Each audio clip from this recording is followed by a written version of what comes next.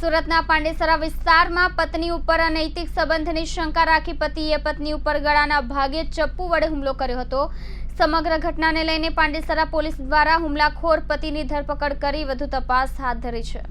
સુરતના પાંડેસરા ખાતે પત્નીના આડા સંબંધ હતા, તેથી પતિએ પત્ની વચ્ચે ઝઘડો થતા 2 દિવસ પહેલા મોબાઈલ તોડી નાખ્યો હતો। પત્ની ફરાના ખાતુન ઉર્ફે તબુ ત્યારબાદ તેના પ્રેમી સાથે વાત કરવા માટે નવો મોબાઈલ ફોન લઈને આવી હતી, તેથી અકળાયેલા પતિએ ફરાનાના ગળા પર ચાકુ ઝીકી દીધું હતું। તે દરમિયાન ફરાનાના પિતાનો ફોન આવતા તે તેમના પૌત્ર અનીશ ઉચક્યો હતો।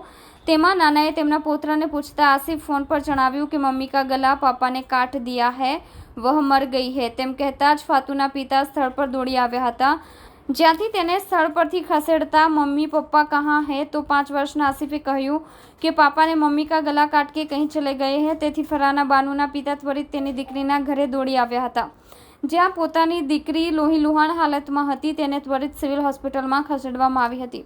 પાંડેસરા પોલીસે ગુનો નોંધી તપાસ હાથ ધરી છે। પાંડેસરા પોલીસે ઇસ્લામ ઉર્ફે ગોલ્ડન શાહબુદ્દીન સિદ્દીકીની સામે હત્યાના પ્રયાસનો ગુનો દાખલ કર્યો છે। આરોપી ઇસ્લામે ગઈકાલે બપોરે તેની પત્નીને ગળાના ભાગે તીક્ષ્ણ હથિયાર વડે ઘા મારી હત્યાનો પ્રયાસ કર્યો હતો। મહિલા સતત ફોન ઉપર તેના પ્રેમી સાથે વાત કરતી રહેતી અને ફોનનો ઉપયોગ કરતી રહેતી હતી, જેથી 2 દિવસ પહેલા પતિ પત્ની વચ્ચે ઉગ્ર ઝઘડો થયો હતો। ત્યારે ઇસ્લામે પત્નીનો ફોન ફેંકીને તોડી નાખ્યો હતો, પરંતુ ગઈકાલે ઈદના દિવસે પત્ની નવો મોબાઈલ ફોન પતિની જાણ બહાર લઈ આવી હતી।